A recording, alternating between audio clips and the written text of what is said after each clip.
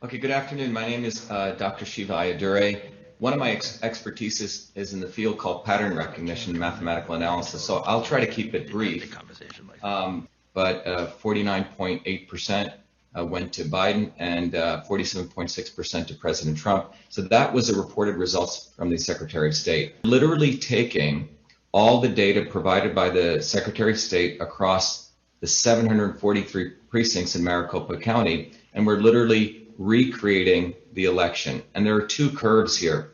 One is the curve for President Trump, which is a red curve, and the blue curve is a curve for Mr. Biden. And as we move from left to right, what we're doing is we're starting with precincts which have low number of votes to precincts which have high number of votes, and we're literally counting the vote totals and summing them up together.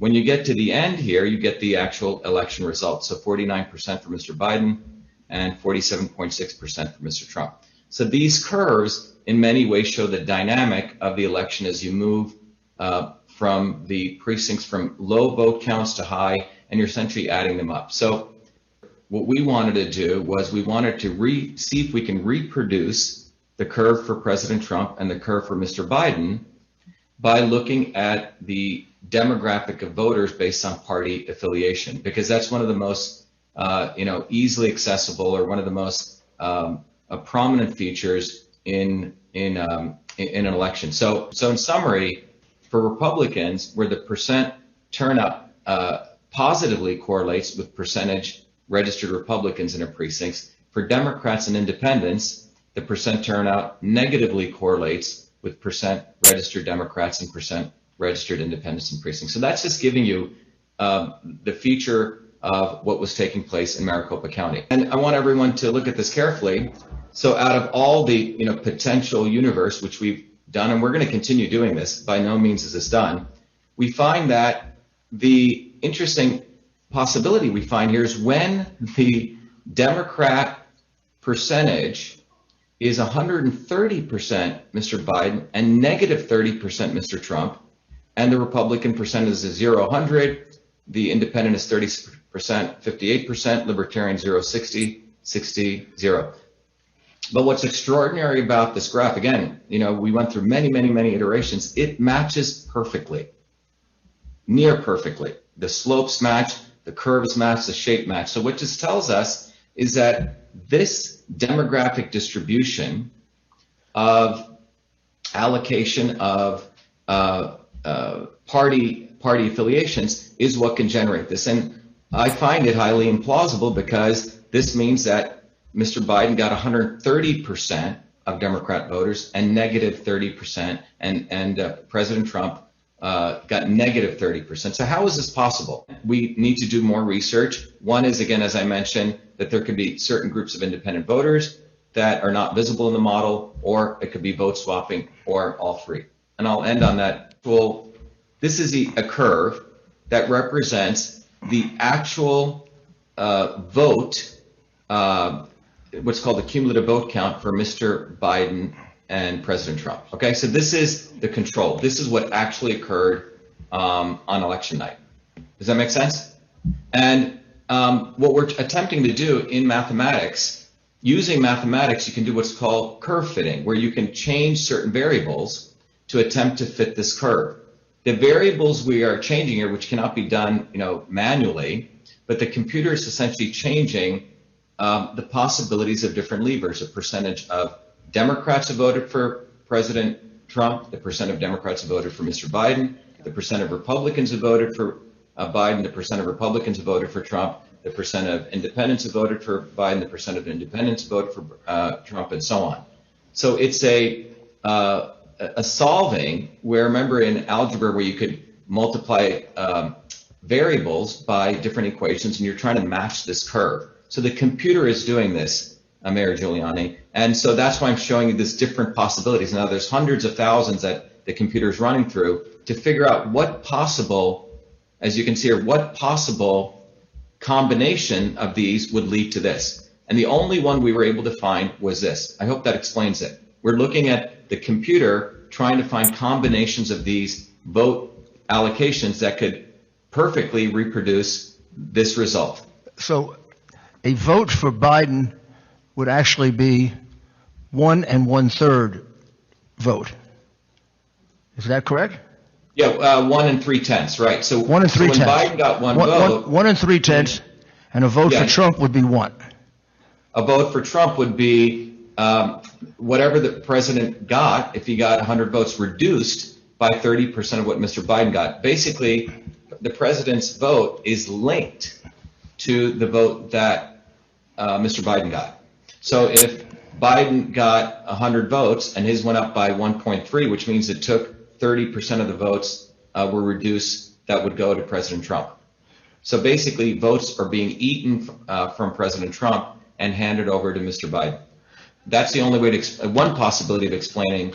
Well, one of the important things to recognize is that what we do know is starting in 2002, Mayor Giuliani, that these voting vendors, it was brought out in one of the Diebold manuals, have a feature called the weighted race feature.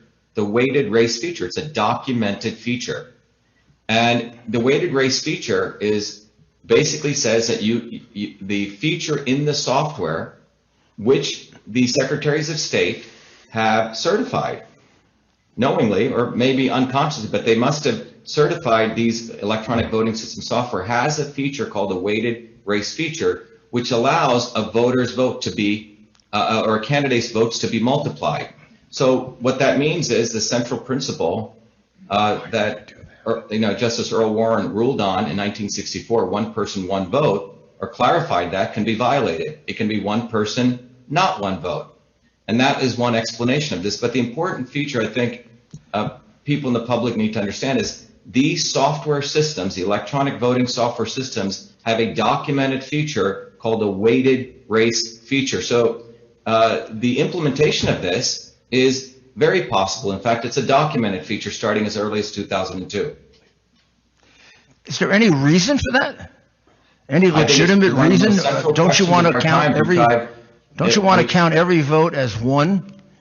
Every vote should be counted as one vote, but the fact that a weighted race feature exists should be a serious concern to all of America, because it basically means that all of us have been going, we're going back to Dred Scott, where it means that all of us, in some ways, the ubiquity of unfairness, where at that time it was 3/5 of a vote, where we could all become 1/3 of a vote. In this case, the people voted for President Trump approximately were becoming 7/10 of a vote.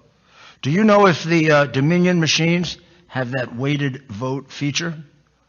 As I understand, they do have this feature. And remember, the more important thing to also understand is our votes are stored not as whole integer numbers, but as decimal fractions, which means when you get a vote, if a candidate gets 100 votes, it's not stored as 100, it's 100.0215, which is also quite alarming, which means if the fact that the votes are stored as decimal fractions means you could have external programs intersect, communicate with those programs and alter them using external software programs, which could also do weighted race features. But the important element here is that there's documented features of the weighted race feature as early as 2002, and our votes are stored as decimal numbers. Would I be overly simplistic if I concluded the only reason you would want a machine with a weighted vote feature is in order to cheat?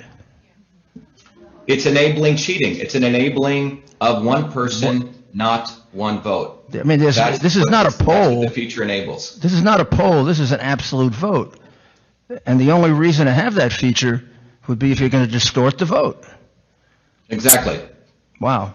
Do you know what a Monte Carlo is? Excuse me, Mayor Giuliani? Did you do a Monte Carlo where you can do millions of possibilities in a minute to find a good match? Yes, so that's what this is doing. There are many different techniques. The solver technique here, there are many different numerical methods, but essentially it's doing one of those kinds of approaches to find that fit. Exactly. And that's how you arrived at the one that you felt was the closest. Yes. And could you say with a degree of professional certainty that there's no question that this vote count in Arizona is faulty, false, not accurate, whatever words are comfortable? Well, I think what I can say is that the plausibility of that, the cumulative vote count as we see it progress is highly implausible. The caveat being we don't have certain data on the, what percentage of demographics of independent voters, but from everything we've run and the simulations we've run, it's highly implausible the pattern of voting we saw that was reported by the Secretary of State of Arizona in Maricopa County. Thank you, Doctor. Thank you very much. Now look at, in reference to Arizona, the analysis you did of the vote in Maricopa and Pima counties that was reported. It's the Arizona fixing the vote chart. So we notice a difference in Arizona versus the other states. Our team mostly focused on what we call spike analysis, which were an electronic inject of a lot of votes, and where the number of votes that were injected in a specific time period exceeded the ability of the scanners to process ballots and upload. So basically it's a signal of a potential anomaly where we would want to go in and do forensic analysis on the ballots that were processed in those batches to analyze. The way that these systems work is that you can run votes in, run votes in, run votes in, and if you get write-in ballots or error ballots, it just accumulates them into a batch file. And there may be, 2,000, 3,000, 4,000, 5,000 votes in this batch file, and then the administrator or the tabulator can just go, okay, I'm ready to process batch file, bloop, and they send it, and then it records those votes. In the user's manual, there's ways that it shows that the administrator can vote that batch, in a 80%, 20%, 100%, however the administrator chooses, and that basically is a tool to allow them to move votes through the system faster. So Arizona was a little bit different. It had a pretty strong rise right up at the front, the first part of voting day, whereas the other states, and I can show you those, have a gradual increase in votes. And this may have been due to the fact that Arizona allowed early counting and tabulation, so those batch files could have been dropped in right away. But this injection spike at 8:06:40 p.m., and this is adjusted from Zulu time, so this is 143,100 votes that were injected. That was in excess of what the machines could have processed. The real reason that we believe that this spike was a little bit of an anomaly, and should I show the email that was sent to the Arizona legislature? You have the floor, sir. Say again? Yes. So this was an anonymous email that was sent to all members of the Arizona legislature, and it was also sent to DOJ. This individual sent the email, wanted to remain anonymous, but had enough concern that he sent this to the criminal division of U.S. Department of Justice. He did not want to be included in the investigation, but the information that they recorded was what we would like the opportunity to investigate on your behalf, or a forensics team of your choosing. It doesn't matter to us, but it says that please be advised that Pima County Recorder, located at 240 North Stone Avenue, Tucson, Arizona, in Pima County, Arizona, and the Democratic Party added fraud votes in the initial count to the vote by mail totals released at 8 p.m. on November 3rd, 2020. So this coincides with what we observed in the data analytics at that spike. We weren't aware of this email until after the fact. So there were approximately 35,000 fraud votes added to each Democratic candidate's vote totals. Candidates impacted include county, state, and federal election candidates. Through the utilization of the automated ballot count machines in Pima County elections, which were not Dominion, but they had the same pretty much functionality. My understanding is that 35,000 was embedded into each Democrat vote totals. Below are the meeting notes. In a meeting I was invited to by the Democrat Party in Pima County, Arizona on September 10th, 2020, no phones or recording devices were allowed. A presentation was given including detailed plans to embed 35,000 in a spread configured distribution to each Democrat candidate's vote totals. When I asked how in the world that will 35,000 votes be kept hidden from being discovered, it was stated that spread distribution will be embedded across the total registered voter range and will not exceed the registered vote count. And the 35,000 was determined allowable for Pima County based on our county registered vote count. It was also stated that total voter turnout versus total registered voters determine how many votes we can embed. This embedding will auto-adjust based on voter turnout. Because the embed votes are distributed sporadically, all embedded votes will not be found. If audited, because the embeds are in groups of approximately 1,000. This is so county recorder can declare an oversight issue or error as groups of 1,000 is a normal and acceptable error. So if you believe that your one vote counts for one vote, this is Maricopa County's embed totals will be substantially higher than Pima due to embeds being calculated based on the total number of registered voters. When I asked, has this ever been tested and how do we know it works? The response was yes. This has been tested and has shown significant success in Arizona judicial retention elections since 2014. Even undetectable in post-audits because no candidate will spend the kind of funds needed to audit and contact voters to verify votes in the full potential of total registered voters, which is more than 500,000 registered voters. This year, our Secretary of State has removed precinct level detail for election night releases so candidates can't see precinct overvotes. This is what I have from the meeting. Just thought I'd report this. Not sure if you can do anything since I was unable to have a recording device in the meeting. Again, we hope this individual would come forward and issue this as an affidavit, but this is significant, and we also noted that the reporting numbers from Pima and Maricopa County merged election day votes with write-in votes with absentee ballots, so there's no way to, in the publicly available data, to parse those votes into the segments. And I believe we noted in the piece of information that was provided to you that Maricopa County had 1.9 million mail-in ballot requests. So, and those, there was a Maricopa County official on videotape that did say that they did not validate the signatures on the write-in ballots this year.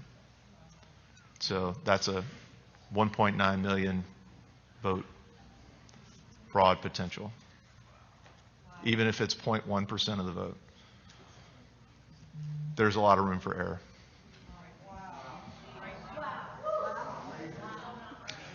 Could we just review that quickly for 1 second so we get it right? Ladies and gentlemen, please, I know that you're passionate about this, but there are a lot of people in this world that want to hear this, and if we can't hear the witnesses over remarks, that deprives people of hearing the truth.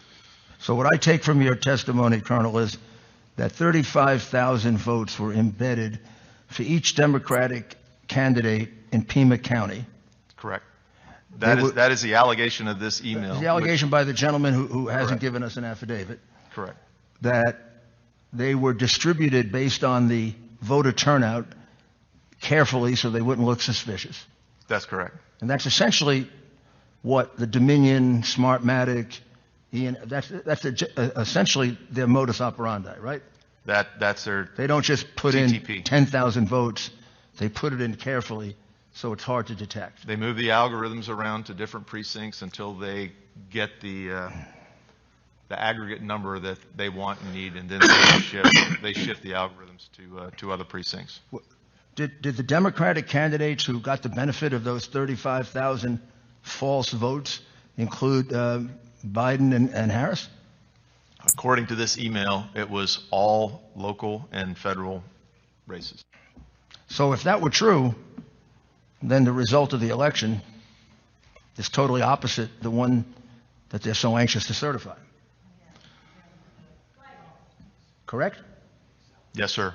Now, And again, this You would need email the was op- sent if- to every Arizona legislature that I'm now, we don't know if the gentleman is telling the truth or not, correct. but would it be possible, if you had the machines in Pima County, to be able to see if there's evidence of this? In order to do that, there would have to be a full forensic audit from the USB that drives the voting to the PCM CIA cards to the tabulators to the routers. Well, I'm just to the asking, servers. could it be done if you had Yes. the will to Yes, do sir. it? Yes, sir. If you wanted to find out if the vote in Pima County were honest or not, wouldn't you do it? Yes, sir. And without doing it, you really have no idea. That's correct. And the machines used in Pima County are different, but are they that much more secure? These systems, they all have similar vulnerabilities. Our team focused on Dominion. Our partner team focused on ES&S, and they're very similar as far as vulnerabilities. Now, did he say anything that suggests the same thing happened in Maricopa County? This gentleman appeared to be an IT specialist in Pima County. So he only wrote allegedly to what he observed. And do we have any knowledge that anyone from the state of Arizona attempted to look for him? I believe the legislators, some of the legislators did try to locate this gentleman. Anybody from law enforcement? Not that I'm aware of. But again, I'm not law enforcement, so I'm not sure. But even if you can't find him, you could determine the validity of this, or maybe determine the validity of this by doing a forensic audit. Correct. There's an available scientific tool that would tell you, I mean, did Biden get 35,000 phony votes? That's correct. And it's not being utilized, as far as you know, by the state of Arizona. Pima County, I believe the total vote total was less than a million in Pima County. So it would be possible and feasible to do a full audit, a ballot audit. And I also was informed that your state, through the Counterterrorism Information Center and the DPS here in Arizona, do have the capability to analyze and validate ballots for ink consistency. So if there were mass-produced ballots in Maricopa County that were stuffed, your DPS, I've been informed, has the capability to analyze those ballots for paper consistency and ink consistency. So if there were mass-produced ballots, you could determine that on your own. Excuse me, Colonel Waldron. So I think what you're saying, and I'm going to repeat this back to you, these might be pre-printed ballots to simply move through the system. Is that what you're suggesting? There are indications, we have affidavits from Pennsylvania that there were ballots that were pre-positioned in a bobtail trailer, a tractor trailer truck. Okay. And that these ballots were, the thought was that this was a cache that they could go and grab the amount of ballots they needed and take them to the specific tabulation centers. And that's an affidavit that's from our Pennsylvania work. And if this Colonel, TTP is standard. so repeat one more time the piece of information that I think people were shocked about, because it is hard to believe. Did you say that a Pima County official said that they didn't validate any of the mail-in votes? That was Maricopa County. Maricopa. They didn't Sorry. validate the signature. They didn't validate the signatures on the mail-in ballots. And that's 1.9 million. Correct. And do we know who that is? I would have to get the video. Well, could you get it for us? Oh, yes, sir. No, you don't have to do it right now, but before the end of the hearing? That would render every one of the 1.9 million votes absolutely never checked for fraud, deceit, mistake. And if they're mail-in votes, that can't be done now. They've been separated from the envelope. Correct. That would indicate the So validity those are of the basically individual voter. 1.9 million votes that are illegal votes. Or that had the potential to be illegal votes that weren't validated. The signatures But, weren't but, validated. but can we determine now if any of them are legal or illegal? If the envelopes were separated from the ballots, there would be no way to tell a ballot for candidate. You could still go back and look at the envelopes to validate the signatures, but you wouldn't know what the ballot, And that isn't was that in the the reason you're envelope. supposed to have an observer when you do that? That is part of the chain of custody procedures, I believe, in Arizona. And when they talk about chain of custody, that's what they're talking about, right? Correct. Because a lot of witnesses are going to talk about that. So let's just sum up a few of the things that you also found. Tell us about the green button in Maricopa County on the machine. And there is one witness that's going to testify that all day she saw election officials constantly pressing the green button when somebody was voting. So what that was when a voter wasn't sure, and I believe this was also linked to another witness that's going to talk about with the differences in the pins and the Sharpies, that the Maricopa Elections Division, in early voting, they specified that only use ballpoint pens for voting, and then on election day, they specified only use Sharpies. And the idea is that as the bleed through on the ballot, as the scanners would cause an error in an error ballot.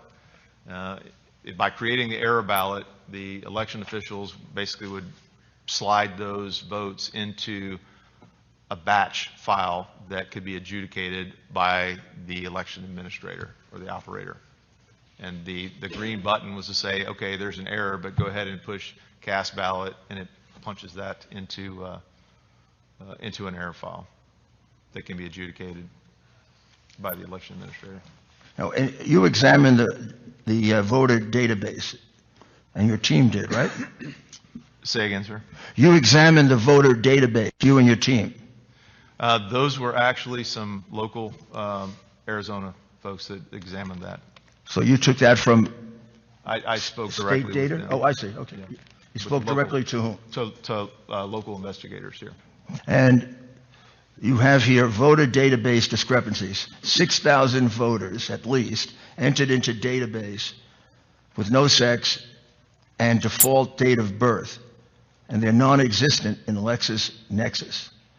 Correct, and I believe there'll be a witness to discuss that later this morning.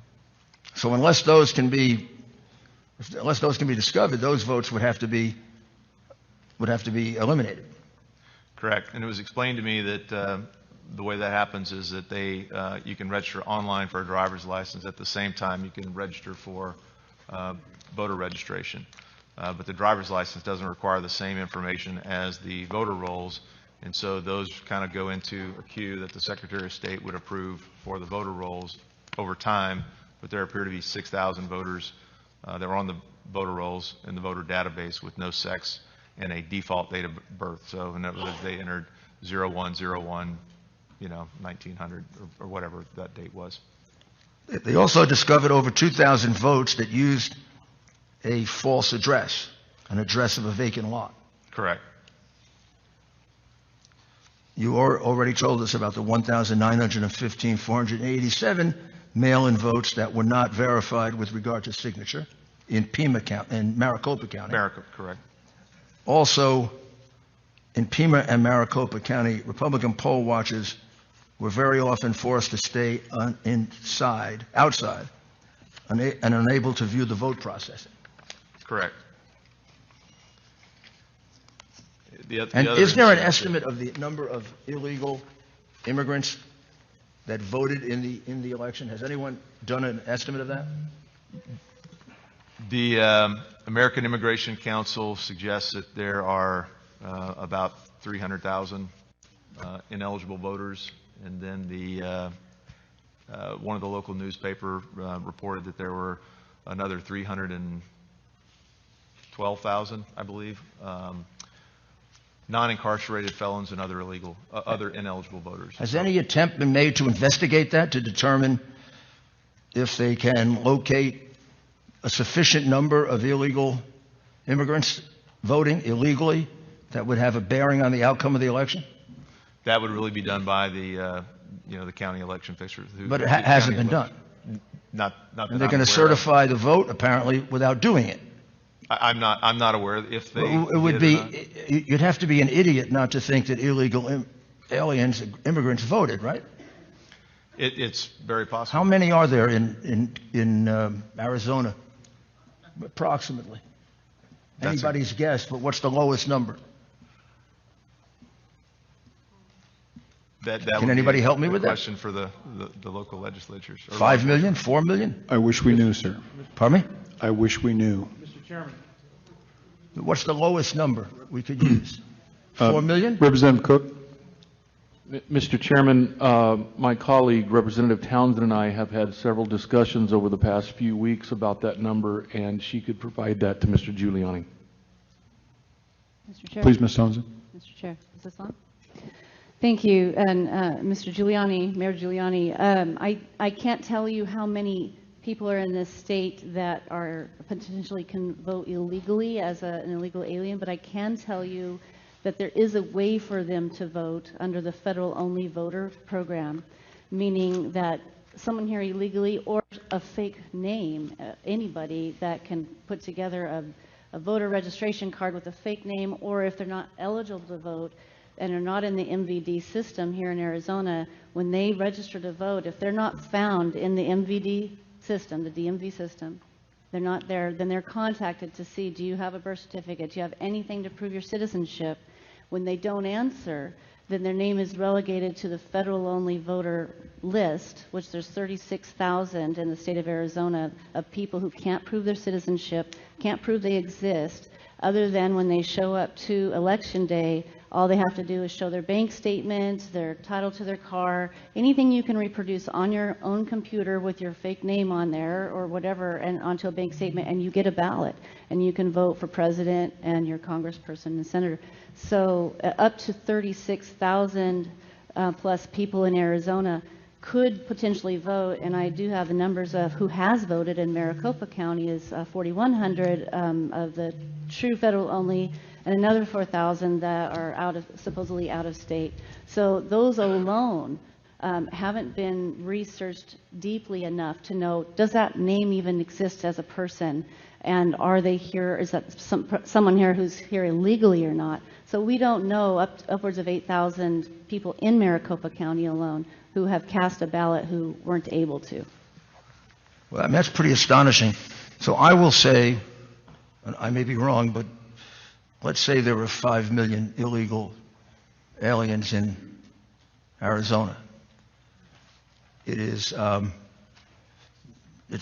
beyond credulity that a few 100,000 didn't vote, particularly given Representative Townsend's explanation that there's an encouragement that goes on to have them vote. Now, every one of those votes would be an illegal vote. Every one of those votes denies a lawful voter of their franchise. It just wipes it out. Has there been any attempt to try and investigate that after the election, even on a sample basis, like going to a district where there are a large number of possible illegal aliens and go back and check the names and see, were there 5,000, were there 10,000, were there Mr. Chair. 20,000? Has there been even an attempt to do that? Mr. Chair. None that I'm aware of. Well, I mean, that's totally, Yeah. Can I speak to that, Mayor? yes, please, Yes, please. please. You've been very helpful. So we put in, 2 years ago, we put in an elections integrity unit in the Attorney General's office, and I've been on the phone with them, asking them what are they going to be doing, how can they look into this, and they told us that they don't have the authority to go out and look for a crime. They have to have it presented to them, so they can't go out and do an audit, they can't go out and actively research this. I also was told the same thing by the Board of Supervisors, that they cannot perform an audit above and beyond what's already been done that's in statute. So all we're really left with that I'm aware of is having, and as much as I appreciate this forum today, and I'm very grateful for you, we need an actual committee hearing. Like, I'm the chair of the Elections Committee, if we were to hold an actual committee hearing, we would have subpoena power to go and look at the machines, to look at these things, and inspect them and get down to it. So we can do an audit. We just need to conduct a committee hearing to give us that subpoena power to be able to do so. Mr. Giuliani? So when this vote is certified, if that's not done, there is no question in any reasonable person's mind that the vote totals contain large numbers of illegal votes from people who are not citizens of the United States. The question is, how many? And the officials certifying have made no effort to find out the truth, which seems to me gives the state legislature a perfect reason to take over the conduct of this election, because it's being conducted irresponsibly and unfairly.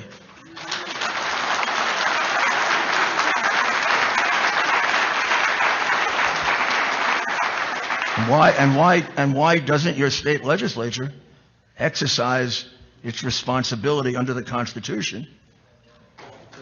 What's wrong with that?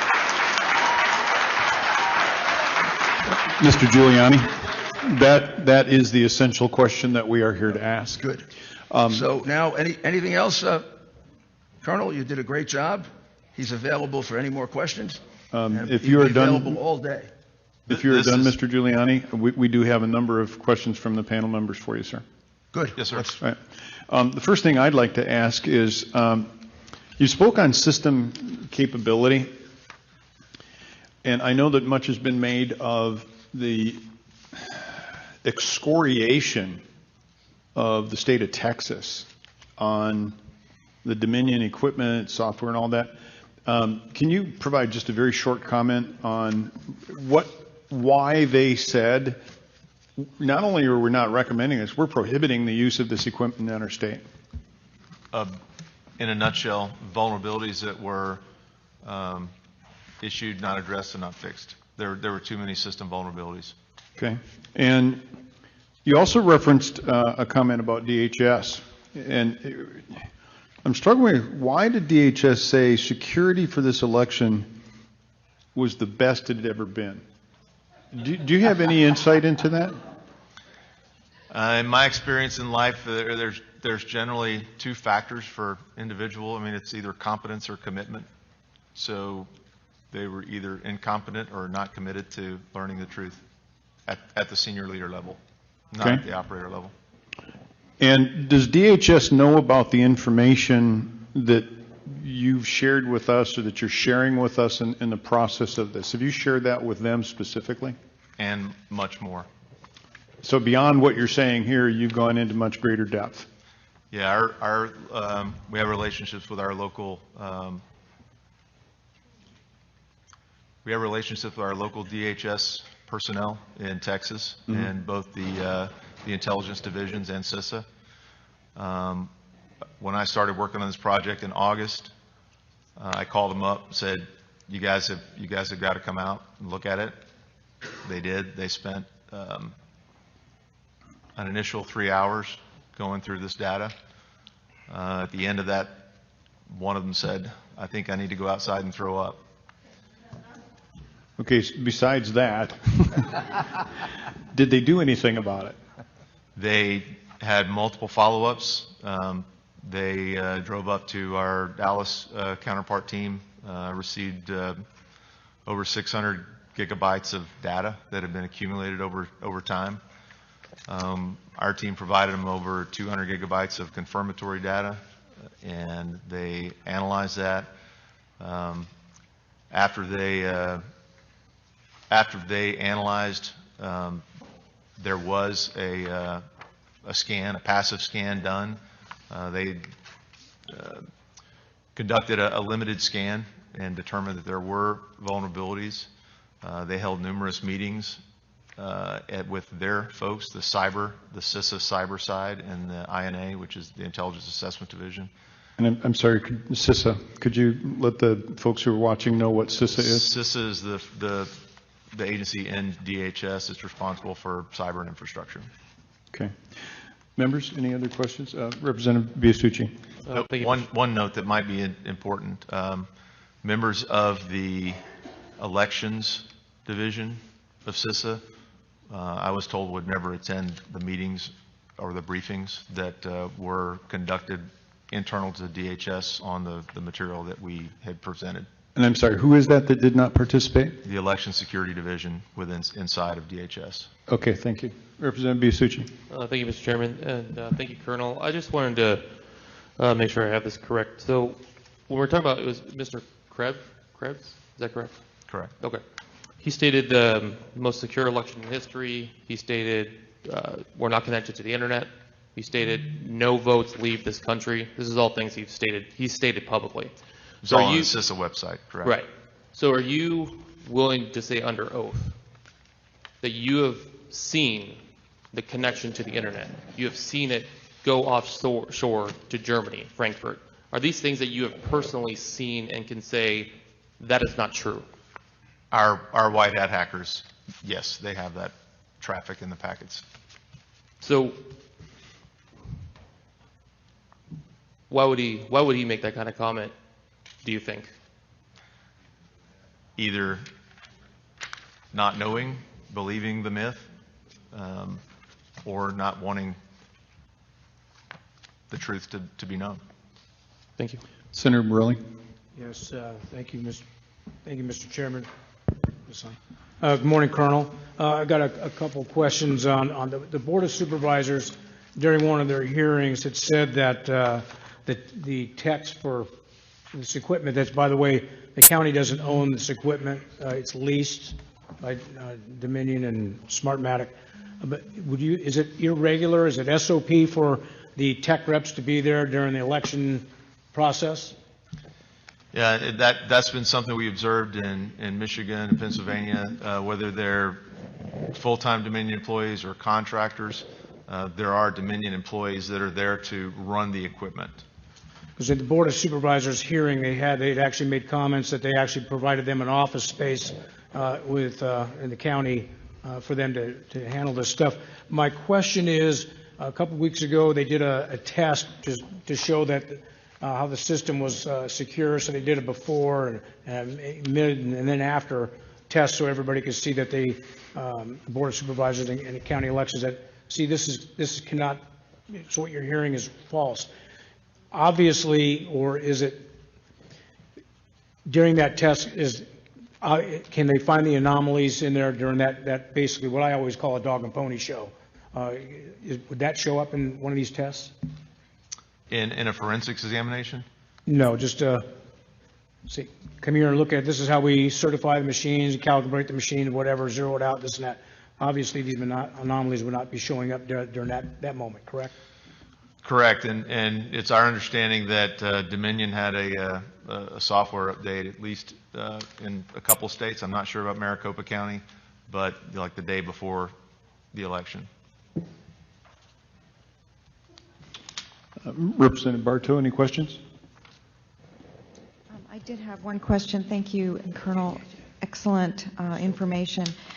You described web traffic increase during the election as opposed to, how do you measure the increase? Are you talking just on the Dominion server network? Yes. They just look at volume of data that's moving through the pipes.